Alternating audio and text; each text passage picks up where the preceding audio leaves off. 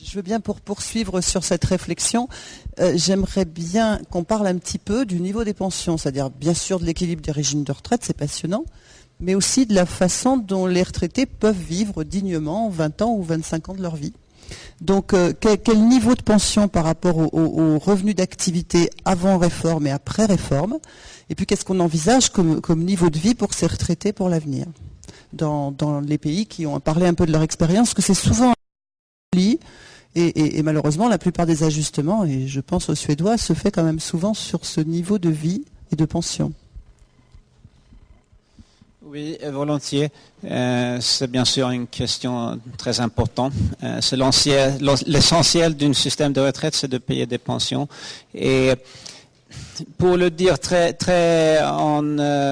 gros, on peut dire que l'ancien système avait un taux de remplacement de 65%. Vous qui sont experts dans ces sujets, vous savez que c'est pas vrai parce qu'il y avait une dispersion énorme. Mais en moyenne, quelque sorte, il y avait un taux de remplacement de 65%. Et en plus de ça, en Suède, il y a des régimes complémentaires qui sont quasi mandatoires, qui payent encore environ 15% en dessous de ces 65% qui payent le système public. Et avec la réforme, le système public va diminuer le taux de remplacement vers 55%, peut-être vers 50%, si on va continuer à prendre son pension comme on fait en Suède, 50 ans, même si on termine un peu plus que ça, mais on prend son pension, ça va diminuer.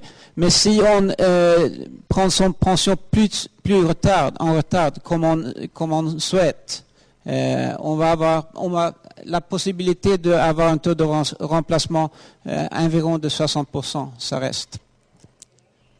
Ça dépend de l'année qu'on est né.